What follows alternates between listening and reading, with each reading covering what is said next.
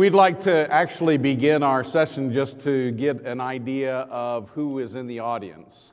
So those of you who are in what we would call the food service industry, where it's restaurants, casinos, different things like that, and you're providing food for consumers that are enjoying that at your establishments. How many of those are in the room? Just raise your hand. Okay. And then how many in here are retailers that are selling food to folks that are going to prepare that someplace else other than in their establishments? Any retailers? Okay. And then maybe the third, how many in here are part of the supply chain for seafood in one way or another? Is that the rest of the group, I take it? All right, a lot of people who decide not to raise their hand. So maybe I'll get you on this question here then. How many of you think that the food industry and what we're doing is going through change, significant change, that will last for quite a while and we haven't yet seen the end of some significant change? How many believe that? And how many believe that as soon as things open up everywhere, we're going to go back to the way that things were and pretty much resume back to that norm? Anyone? All right. Thank you very much. We're going to introduce the panel. I'm going to start at the opposite end, and Pascal, if you wouldn't mind introducing yourself and telling us a little about you and your company. Sure. Thanks, Bill. Thanks for having me. I'm Pascal Kriesche, co-founder and CEO of Smoothie. We are based out of Boston, and we are on a mission to empower healthy habits through technology, automation, and robotics. So we basically provide an option to any business owner to have a smoothie bar in their business, providing a healthy alternative to on-the-go food options. So you can think of it like a smoothie store in a box. You have a blender sitting on a counter next to the freezer, and you allow your consumers to make their own customized smoothie in less than a minute.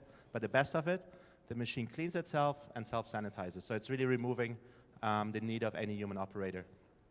For now, we are focused on the convenience store segment, but we are thinking much bigger. We would like to be in universities and schools, in gyms, corporate offices, really any kind of location where you would like to have a healthy on-the-go food option. And Pascal, maybe you can start us off too before we go on to Adam. What's one thing that you think is changing? What idea do you have? Yeah, so I mean, every time I talk to retailers or like anyone in food service, I think the big challenge is always labor. Like getting the labor, you give them bonus checks, it's hard to recruit qualified labor, and I think those of you who are in the food service industry probably agree with that. Or once you have labor, it's really hard to train them to get consistency in terms of products in the smoothie market, make sure they do the right recipes, or also make sure they show up the next day. So these are all kind of pain points we're encountering. And I think with our setup, we allow you to take out the labor part, to have a system that can deliver smoothies or fresh nutrition 24/7. And I don't think that means to replace labor at all, but I think you can give the opportunity to your staff to better serve your customers. And really like leverage automation just to take out all the tedious things. No one likes to clean up.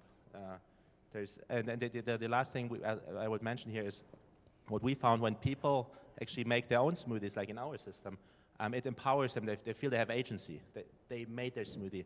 And in the end, the only thing they have to do is grab a cup, put it in our machine, and the rest is taken care of. And the beautiful thing here is also we design our machine in a completely transparent way. So you see the whole process happening in front of you. You see the cleanup afterwards. So we don't hide anything. And I think with COVID, I think we're even more conscious of cleanliness. We actually came up with a new feature of a completely touchless interaction of the user. So I think that's another thing that changed with COVID.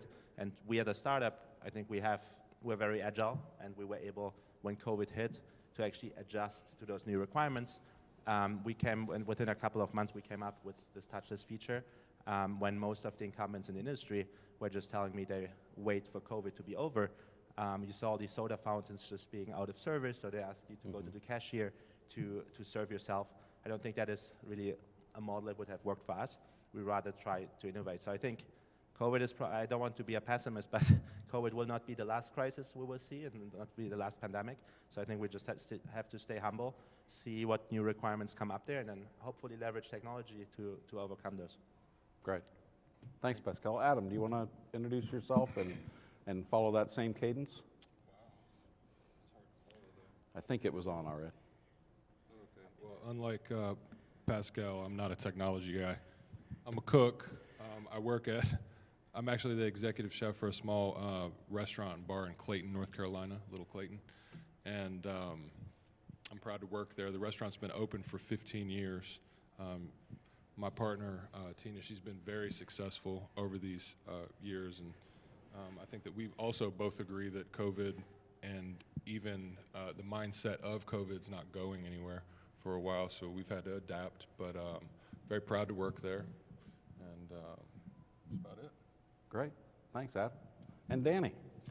Thanks, Bill. Appreciate it. A little bit about myself and my company. I started a plant-based meat company about 4 years ago called Before the Butcher. I'm the president and founder of the company, and worked with the innovator and leader in the industry Beyond Meat prior to that for about 3 years. So I've been in what we see as a very progressive part of the industry, and certainly this is not a fad. I struggle with the word trend. It really is a lifestyle change that people are making all over the country and all over the world to eat healthier and be aware of the environment and the impact of our food system on the environment, as well as animal cruelty. So as we move forward and look at how we're changing our part of the world, we look at the environmental impact, the health impact, which is greatest on people's list or checkoff list for these type of products, and then of course the cruelty that we see in animal agriculture today. So that's what I got, Bill. Great. Thanks. And what do you see offhand as some of those things that are going to be changes coming forward in the future? Well, I don't think there's any question that those changes are already happening, and they're happening in a very big way, and are going to impact us for many, many years to come. You know, the changes and the wave that we see today can be taken back to the accessibility to information about what we do and why we do it. Now, when I started 7 years ago with Beyond Meat, I spent most of my time educating the public and talking to them about what we do and why we do it and how we do it. Today, it's very different. Today, everybody wants to try the product, and if they like it, it's delicious, they'll eat it. And so that's really the whole swing that took place over the past few years. And I think as we move forward, technology is going to make a big difference too, because we're going to get better and better at making these products. The public is concerned about the way products are made and how they're processed, and most of what we eat today is processed in one way or another. Even if you don't think it is, most food is processed. So is it heavily processed? Are there additives? Is it natural? How clean it is? And it's instant education today on the internet. So it doesn't take long to figure out what's going on. You pick up your phone, which is your computer, right, guys? And you know what's going on. And so moving forward, we're moving beyond the speed of light. And that type of instant education has made a big difference, not only in my portion of the industry, but I think as a whole in every industry. Great. Thanks, Danny. Just a little bit about the company that I have the opportunity and privilege to work with. It's Pacific Seafood. It's been around since 1941, so we're in our 80th year. It is a privately held company. We do billions of dollars, have 41 processing locations from Alaska down to Santiago, Chile, and we own all steps of what we call the cold chain. So whether it's fishing or harvesting or aquaculture, all through distribution and import and export. So I guess some of the things that I see in this industry, we wrote a restaurant reopening guide because we have primarily 50% of our business is for food service, and the other 50% is retail. We did when COVID started, opened up an e-commerce site as well, but that was to move product, as you heard earlier in some of the sessions. There were those of us that were sitting on product that because of the supply chain, we couldn't even get out to folks. So we were sending those to food banks, finding different paths and avenues to handle a perishable item. And then I think as well, it's managing those resources, the wild caught with looking at aquaculture and some of those things. It's interesting, having sat in through some of the sessions, I hear a lot about the plant-based proteins that are there and comparing that with the cattle or the poultry section, those things. And I didn't hear and don't hear much about seafood, and seafood is a great, healthy option when you think about the O2 emissions that we're looking at. It's cattle 7 times more than what fish produces, and to produce a pound of protein from fish, it only takes 1.1 pounds of feed as opposed to 6.8 pounds for cattle. So there's lots of different things out there. I think it is part on all of us to continue to educate people and to help people understand, and I think the appetite for that is now more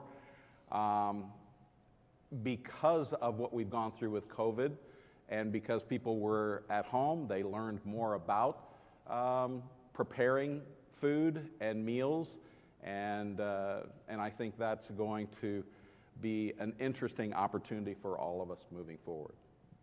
So I'm going to ask the panel. I think Adam, if you've got the restaurant side of the business, and I know you're in North Carolina and you have a unique situation because you're in a small community there and whatnot. Can you tell us the delivery services and delivery of food as opposed to people coming into the locations?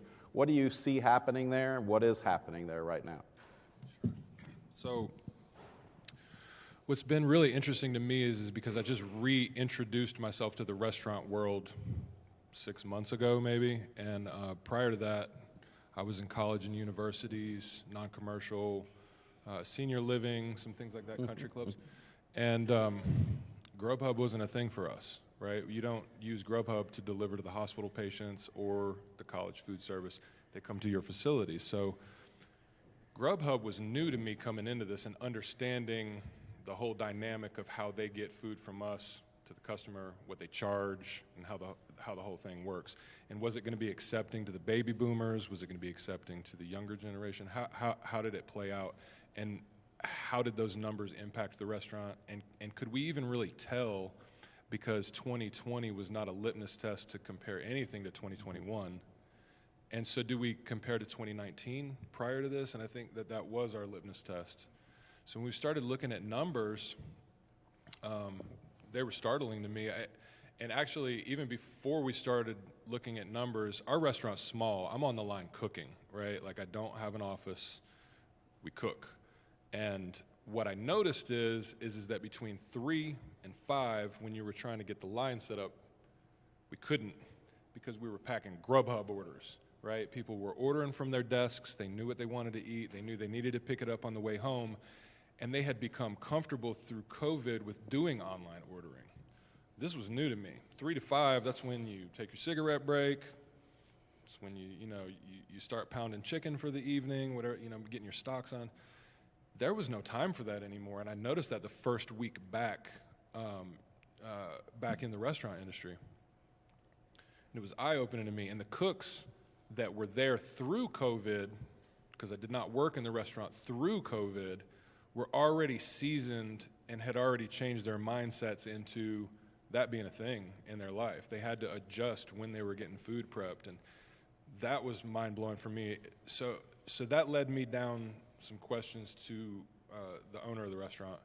How much are we doing, and how much are we up over last year, and how much total Grubhub sales, are we doing? She says 20%. 20% of our business is to go? Yeah, and it happens between 3 and 5. It happens at convenience times. So if I said that it hasn't changed the world, especially in the last 2 months, as far as the thought process and how to get dinner home to your kids rather than take your kids to the restaurant, yeah, it's been a complete paradigm shift for me. Very quickly, though, I adapted. I knew that I needed to come in a little earlier. I knew that I needed to get my stocks on earlier. I knew that I needed to have to-go boxes on the line. Tons and tons of copious amounts of to-go boxes everywhere. You know, there's not enough storage for them. The prices are going up. These are all things that were not in my world a few months ago. So seeing this as, you know, right on the front lines in small business and seeing how it was going to affect us, I listened to some of the other restaurateurs in the area. You know, they gripe about Grubhub. They gripe about the to-go carriers taking percentage of their sales from each guest, and they gripe about the fact that nobody's coming into the restaurant and the servers aren't making money anymore. And there's a whole lot of fallout that came from Grubhub, right? So, but was it just their thought, or was it them trying to they were uncomfortable with that as being the new normal? So accepting that as the new normal and understanding that those Grubhubs and those things, they were very important to us a year ago because we couldn't eat without it, right? So all of a sudden, places in Clayton where I live, which is a very small town in North Carolina, we didn't have any delivery service to then all of a sudden pandemic hits, we have 28 options, right? So it was great for us. We were the benefactors of it for a long time, and now we understand that that's a true service to the community that they've become comfortable with. So then the flip side of that is are we losing business to Grubhub and less people being in the dining room? And it's just not the case. Our overall business is up, you know, almost 20% from 19, May and June. About, like I said earlier, 22% of it is Grubhub last month, 21 this month. So I would venture to say that I think that they're both trending upwards equally, and I think that it's become a new normal for us as well as the public, and they still like to come out, you know. And there's, of course, other factors. There's, you know, the demographic of where we live, and there's, you know, the number of options of dining venues in our area is limited. So we don't have a whole lot of competition, but we also don't have a lot of population. So if you scale those things down percentage-wise, I think that would be a real litmus test of a small business embracing this to-go idea, understanding that it was a service for the community, and them supporting our business because they saw how hard we worked through COVID, and they appreciated us, and they like coming and seeing us, and so overall, I would say it's changed maybe for some to be better. And in fact, in our case, it is better. And we're looking at expanding in the next, you know, year. We will have another restaurant open. That's great, Adam. And I think it's a great situation that you're in. I see the industry as being much smaller on the food service side than it was prior. A lot of people have gone out of business, didn't have the same opportunities that you had in the same environment. And we look from state to state, and we see things differently as well, too, what's happening. And it does depend on which ones were allowed to open sooner, which ones are struggling with labor costs, and it's forced suppliers like us to look at how we can deliver product in the portions so that you can cut down on labor, but also taking a look at shrink and how that product has a longer shelf life, and you don't have to look at that as much. So it's driving innovation and in the industry to help all those partners as well, too. Yeah, I think adapting, like you did, Adam, adapting to the changing circumstances was really important. And understanding how important it was for you to grab a hold of this delivery service wave that we're on that obviously isn't going to stop, and knowing that needed to be a part of your business. I heard, you know, through the grapevine, and I'm in the food industry for 30 plus years now, that a lot of restaurants fought hard against this because they were taking, you know, such a deep dig into their pockets. And it was hard for them to be profitable in the way that they were used to being profitable, and they didn't want to adapt. And I think maybe those are some that had problems and maybe went out of business or found other ways to get around it. And I don't think it's so easy to do, but even on the manufacturing side, like we are, similar to you, is we had to adapt as well. Our business was more than 80% food service, and May of 2020, March of 2020, I'm sorry, I've already lost track of time, it dropped off the deep end. So we had our foot in the door on the retail side, but it wasn't enough to make a significant impact on what we lost on the food service side. So we had to adapt too, and we had to figure out what we needed to do because the retailers and the food service operators and distributors, they weren't talking to us anymore. They were too busy trying to figure out how to stay in business for themselves or keep food and beverages and other essentials on the shelves in the retail operations. So I think adapting as we move forward and adjusting is always important as we move forward in the food industry. And then innovation, again, this is innovation. That's a big change in what the industry was used to doing. And I guess we were force-fed in so many ways. This is what needs to happen. And I look at one other thing, Bill, is on the food service distribution side, so the big distributors out there like Cisco and US Foods and some of the other ones out there, they're adjusting as well. And the way they're adjusting is they're actually cutting back on their sales team because everybody's being forced into ordering online, right? So we're used to that. Technology is such a big part of the future of food. And if you don't adapt and take advantage of technology, you're going to be gone. I totally agree. I sit here and I come to a conference like this and I meet some of you and have these conversations, and all year throughout the pandemic, I've worked in other industries as well. I am so glad I am in the food industry right now. And I'm glad that I was in the food industry during this process, because I can tell you, we had the county health officials, the state health officials coming in, looking at what we were doing because we were right on the front lines. We couldn't shut down.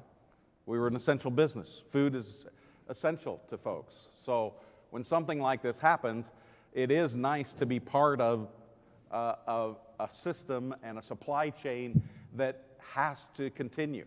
And that's what we all are a part of. But I do think that through this, there's a lot of technology and automation that's going to help our industry as well, too. So, Pascal, you had mentioned kind of what's happening there. How do you see that, some of those kinds of concepts and those things translating into the industry in general? Yeah, no, I think there's a lot happening in the industry right now, and I think food tech is booming. What I sometimes see is applying technology for the sake of technology and not really because there's a customer requirement. So you have millions of dollars going into startups. They rise on the momentum they can create because there is so much excitement about it. But then they create a product that is not needed, that is over-engineered, but it doesn't even work. And I think we at Smoothie, we have chosen a different approach where we have been very resourceful, like in the early days, only putting a couple machines out there, testing, getting user feedback. Me and my co-founder, who's also here in the audience, we were on the front line observing our customers. So I think staying humble and developing something that is needed is really important. And then also I think when you apply technology, always rethinking the process, because there are some startups out there that would just place one of those assembly robot arms to then serve food. And yeah, that's like, it's a beautiful experience and there's this wow effect, but I think that is a fad. It's nice the first time, perhaps the second, but then would you come back because a robot is serving you? And does it make sense to invest like huge capex into a robot that's still needing the space of your smoothie bar or any kind of food service kitchen, or can you rethink the process? And I think, like, just to take our example, we basically compressed what you would have in a traditional smoothie bar on less than 10 square feet of counter, just by rethinking the process. But yeah, that is, I think I'm probably biased on that point, but I think when you take a step back, rethink, is there an easier way to do it? And then apply technology to do that. We're in our processing facilities and even in our distribution facilities, especially in our processing, we're about half staffed of what we should be right now. And this is peak season for us. So the workforce that would be interested in filleting and shucking and doing all those kind of things, they're just not interested in coming back to work right now. and that demographic is changing. The H-2B visa is a lottery system, and so we didn't get as many folks as we had last year. What is that doing? That's forcing us into automation and looking at those kinds of things for our industry. But aside from that, when you go to a retail location, what used to be the fresh seafood counter, it's changing. It's not going to look the same. They're not going to put all that real estate there for that. We've converted to a lot of machines that can do tray packs and ready-to-eat, ready-to-cook items. We're not just selling the fish. We're now putting it with the seasonings and the sauces and doing value-added items.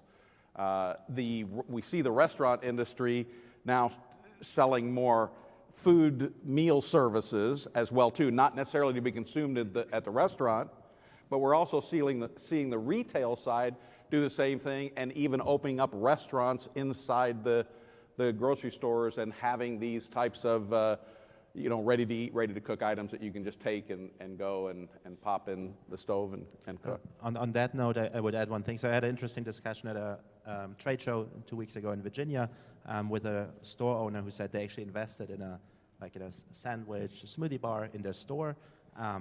But then actually the employees didn't want to sample smoothies because once they sampled it, people would ask for it, and there was a lot of work. So why doing all this? It's just I was blown away because it's so misaligned incentives. So I think in this situation, it's good you put a robot in that does it for you, and then your employees can actually sample, because just because you sample, you get more customers. It doesn't hurt you, or you don't have to do extra work. And I think that's really going one level beyond what you think in the first moment of applying technology. So that was an interesting discussion. Yeah. Danny, you were going to say something? Yeah, Bill, I agree with you. There's a real challenge today, obviously, with labor. We've got the same challenge with our labor and trying to figure out how to not only keep the personnel we have now, but bring in new people, because we need almost 400 people in our factory to keep it moving at all point in time. And it's very difficult, so we're doing all kinds of incentives to make that happen. But what it also forced us to do is look at technology and additional automation. There's a lot of manual labor in what we do, but it doesn't have to be a lot of manual labor. And unfortunately, or fortunately, and I'm not sure which one it is, we are going to move that direction, and we have to. And when you look at the labor force and people maybe not wanting to work or not willing to work and do some of these jobs that we have out there, we're going to have to find ways to adapt. And I think that's a big part of the future of not only just food, but other manufacturing businesses as well. And moving forward, again, the technology is really important. We're learning how to make that happen, and we're kind of forced into it, just like you were forced into the delivery service business. We're going to feel the same way in the manufacturing business too. Yeah. There's so many things. I look at the U.S. and we produce, as far as the world, 1% of the aquaculture supply that's consumed. And 91% of the seafood is imported to the United States today. So there was a discussion earlier about regulation. I don't know about more regulation.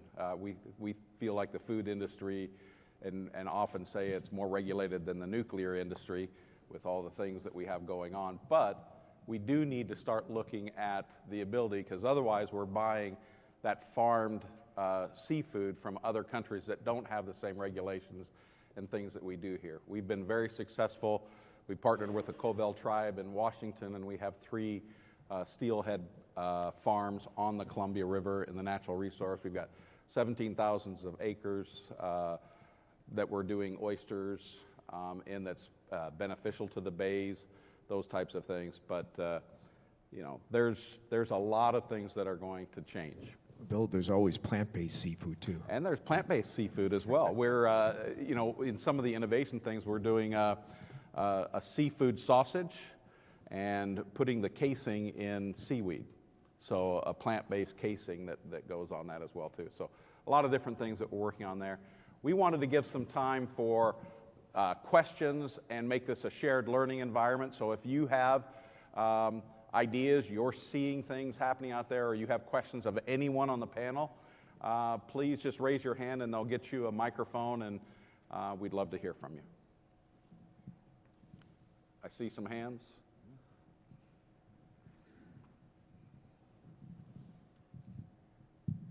Hi, thank you. I'm Dominic. I'm the co-founder of Seal Meals. So what we did was, with our new technology, we're kind of like a technology-based manufacturing company. We brought in a new technology from Europe, but the concept has been proven in the last 15 years between Europe and Japan. So with the red tape, we actually took us about 1 year to have the USDA to approve our process. So from that moment, we were able to open up our facilities back in June last year, which is during the COVID season. So throughout the process, we have a lot of challenges, but on the first quarter of this year, we see the transitioning happen. So the last two years, we did R&D mode from a seafood perspective to meat to plant-based. So what we did was using the technology to change the perspective in the consumer ready-to-eat meals. We see the amazing transformations through the COVID process. So in moving forward, the question is how well the market able to sustain with the technology, and plus to add on in the next 2 months, we're launching our vending machine system using the vending elements based on cloud-based to market our products. So the vending machine consists of a touchscreen monitor TV to a 4500 microwave capabilities. So in that way, the consumer can choose the meal and cook at the same time in the self-contained units. So I guess the next questions will be, will these come and stay, or how do you see the market will evolve? Well, I'll grab this real quick, and then Pascal, I think you're good to answer this too. I think that there's no question that the grab-and-go market is going to grow exponentially going forward, because we're all looking for convenience, and certainly the younger generations, not Bill and my generation, but the younger generation, they're looking. My generation. Your generation. Millennials on down to Z-Gen and so on as, maybe X-Gen at the edge, are looking for convenience. A lot of them don't want to cook, aren't interested in cooking. And that's why the to-go is such a big deal. That's why grab-and-go, which started even before COVID and the shutdown, grab-and-go was starting to heat up anyways inside retail operations. And then food service. There are a lot of food service operators and restaurants that they have prepackaged meals. I mean, they're set up to do a meal to go. There's an operator out in Southern California that's growing called Lazy Dog, and they do TV dinners. Mm-hmm.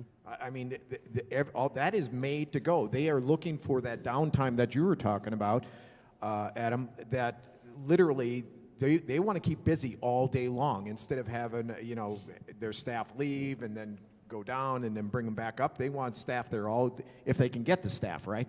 So I think convenience is really big. Grab and go is really big. The convenience or having a machine that can do that I think you got to put it in the right place, obviously, because it's still perishable products, right? But Pascal, you could talk further about that, certainly on the convenience side or automation side. Sure, and I totally agree with what you say on the grab-and-go side. As I see it through the lens of the C-store market, all the forward-thinking C-store chains, and these are like tier 1, tier 2 stores, like probably 30% of the market in the United States, they heavily invest in grab-and-go options. That's their money maker. People go away from gasoline and cigarette sales, and I think we heard that throughout the day and in the conference, so totally agree on that side. I think what's very interesting, again, looking at the C-store and retail industry, I'm often blown away by how little understanding there is how well those products work in a store. So when I ask how many slushies do you sell per day, usually operators don't know the answers to those questions. So I think you mentioned about having a connected device, a vending machine where you actually get real-time data. and then can inform your supply chain from that real-time data is very interesting. And I think that's technology that will be introduced more and more, and it's also something that we are big on. I think that's one from a supply chain side, but also on the other side, from a servicing and maintenance perspective. Because any type of food equipment out there needs servicing. I've heard a lot of frustration of retailers by machines breaking, then it takes time until the service technician comes, the machine is down, they don't make money, the customers complain, and then once they fix it, it's super expensive. It's not a model, it's a model that is ripe for disruption. So to give an example, what we do at Smoothie, we actually get heartbeats of our machines. So we know in real time all the sensors, we can actually learn over time certain patterns, and ideally we can anticipate if something breaks. And then already anticipate that by shipping spare parts, scheduling a technician, because what we ultimately want is to have our equipment up and running at all times. And then I think that the last point I would mention, the vending machine, what's really interesting is, from a marketing perspective, better understanding our customers. So right now, we're in these B2B settings where the checkout is done at the cashier.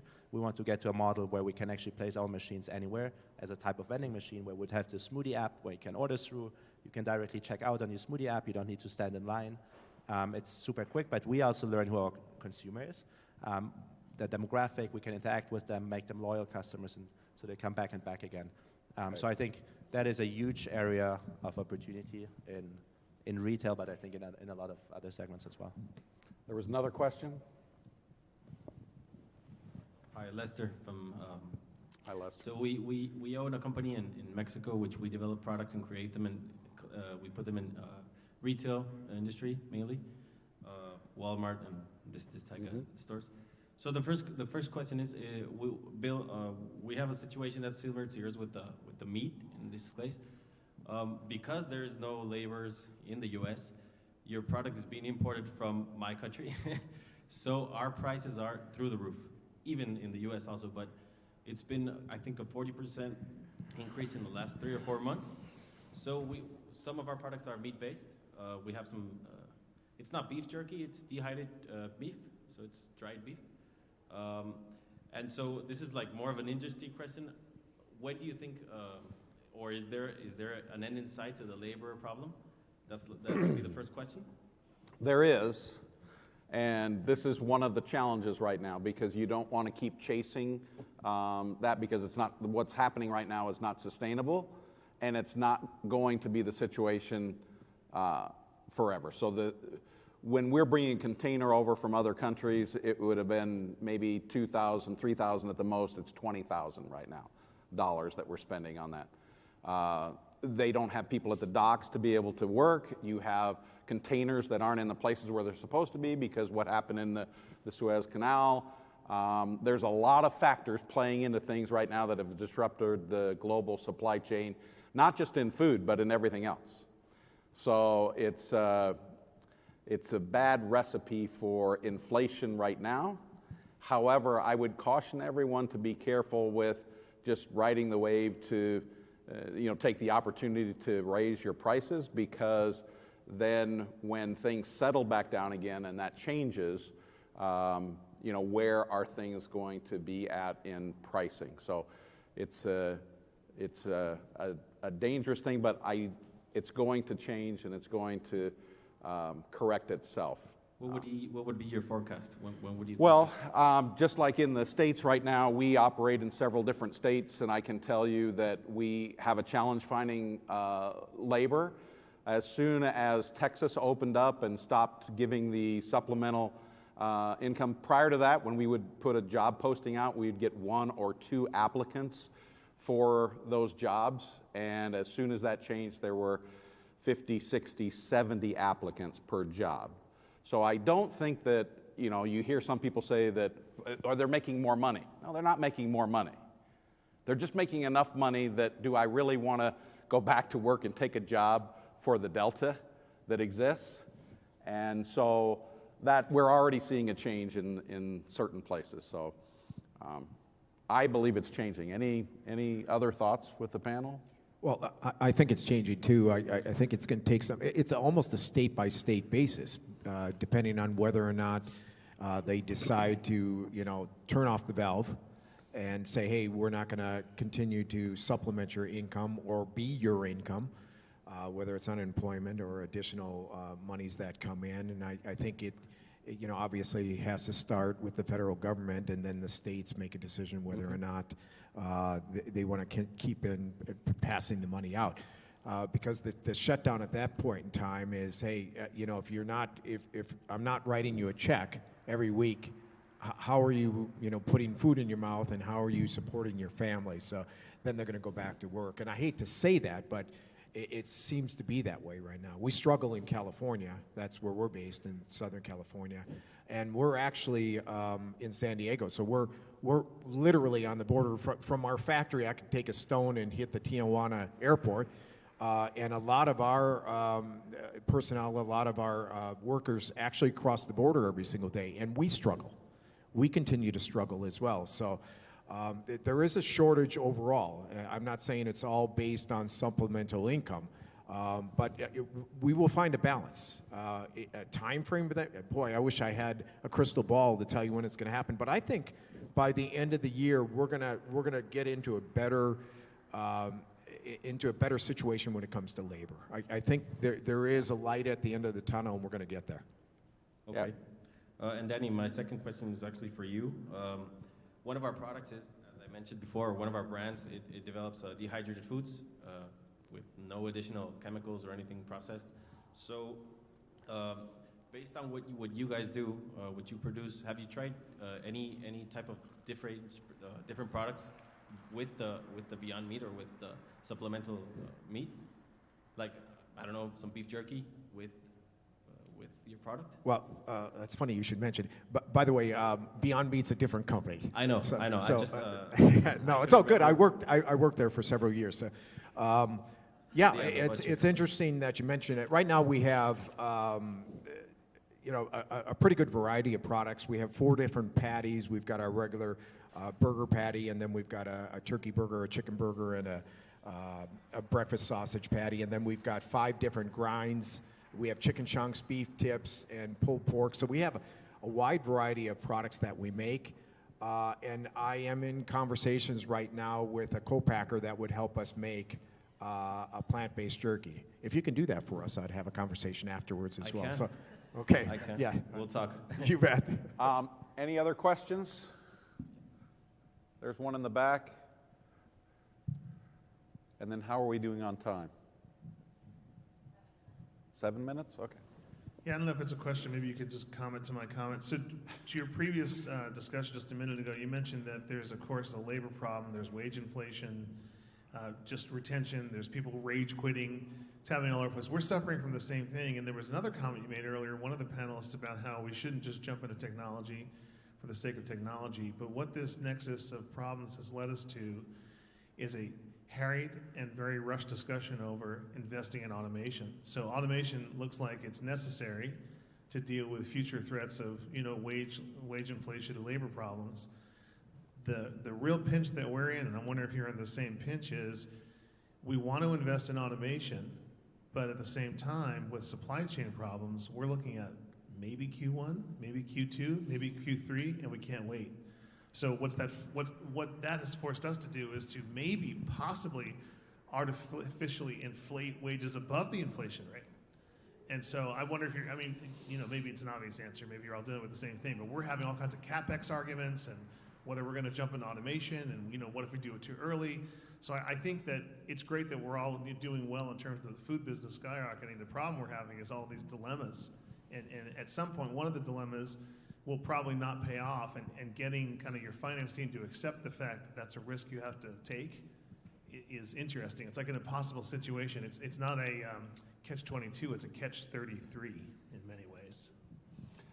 And on top of that, I forget what the term was, but we've had the Great Recession, we've had the different things. Now they're talking about the Great retirement, or not retirement, where people are leaving jobs and quitting. So because being at home with COVID or doing these different things, some people have decided they like that, and now these companies, a lot of companies are asking people to come back. Others are coming back to situations that are different than what they had before.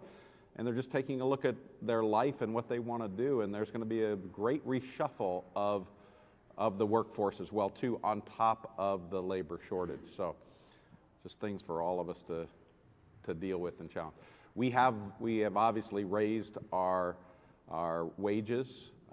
We put in signing bonuses, those things, and we're still getting attacked by other folks who are offering more, and we have that challenge. So, but we're going to be around for the long term, and that's what we talk and educate and promote within our team members.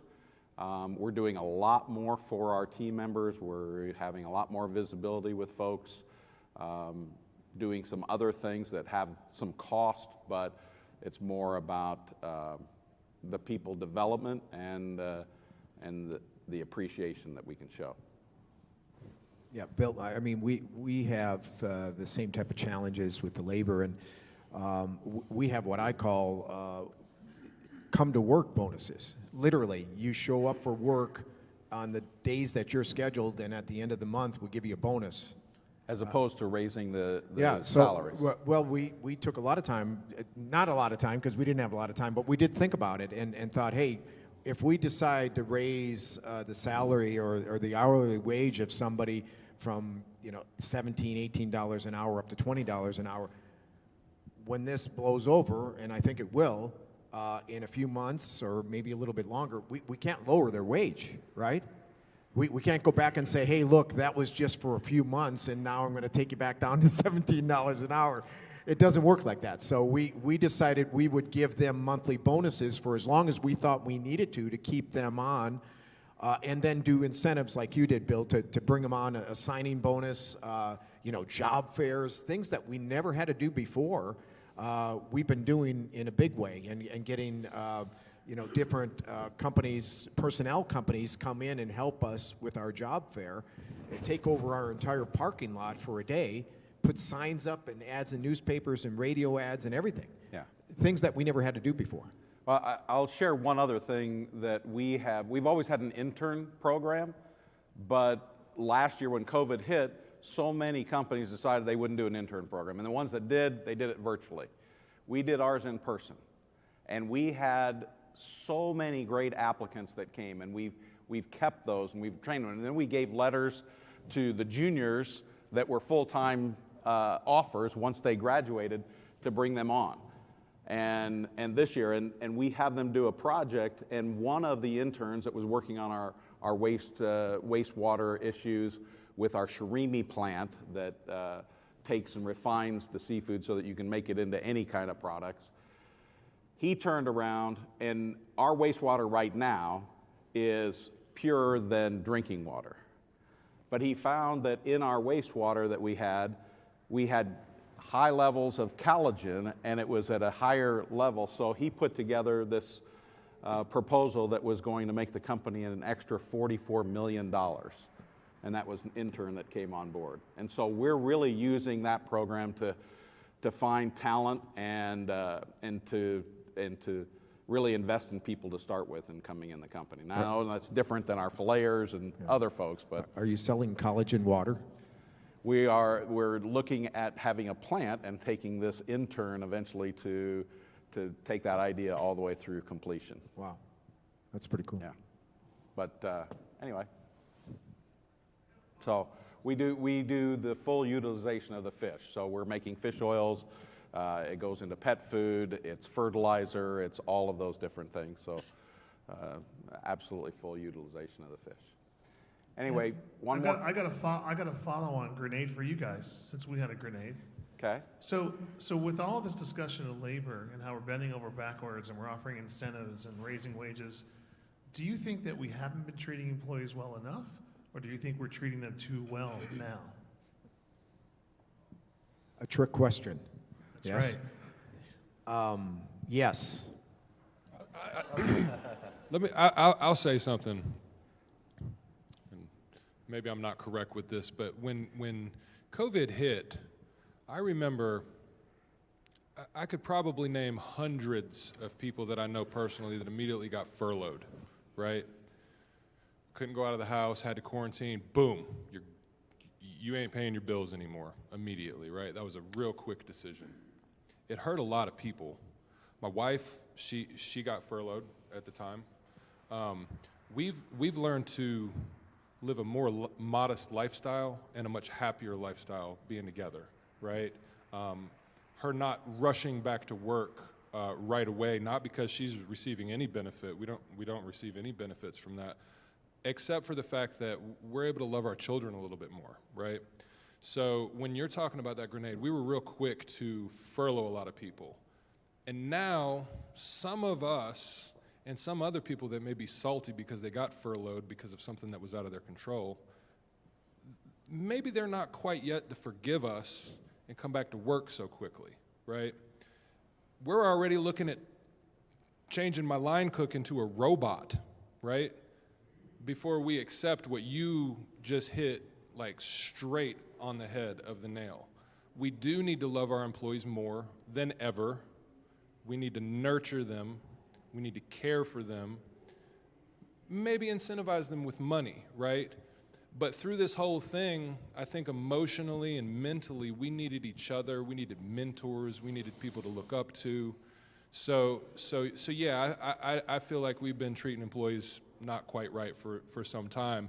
And now that we need them, we don't have them.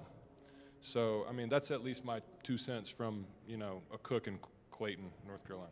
And I would say where I'm at in my life right now, I've worked with a lot of different companies, and they've been publicly traded, privately owned. That's why I work for a privately owned company right now. And that a lot of, I've been with companies that have become publicly traded, and they are more concerned about what their next quarterly report looks like than the people that actually drive those numbers. And when that happens, and it's happened for a generation of people that have seen their parents work very hard, and at the end of the day, what did that get them? And was there loyalty from companies? And so I would say that we need to act differently and treat our team members as family and do those kinds of things. And there's just not enough businesses out there that do that. They use talent and people like it's an asset rather, or an asset that is a disposable asset. And it's just not. And it's good for people to work. People need a sense of purpose, and they need work.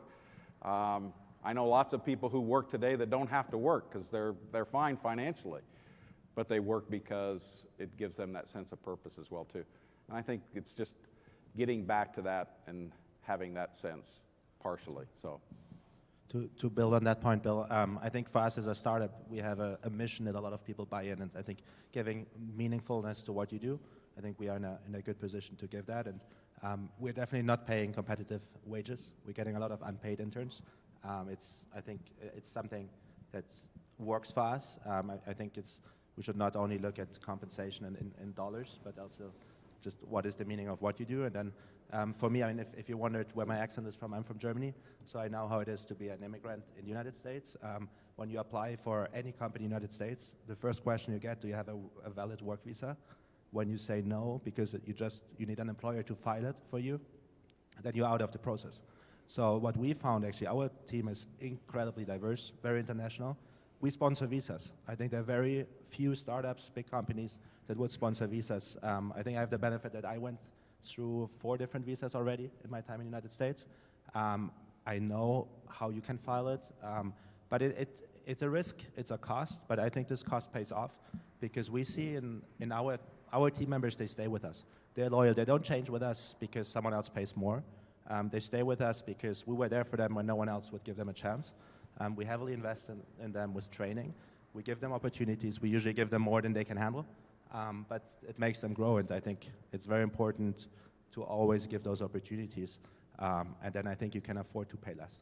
And it's not treating someone badly. I think it's just you work with your resources and you compensate in a different way. I know the session was designed to talk about some new things that are going on, and we kind of segued into labor, but I think it was a good segue because if we don't address the personnel issues and do the right thing as an industry, then it doesn't matter what else is happening. So thank everybody for their time, and appreciate it.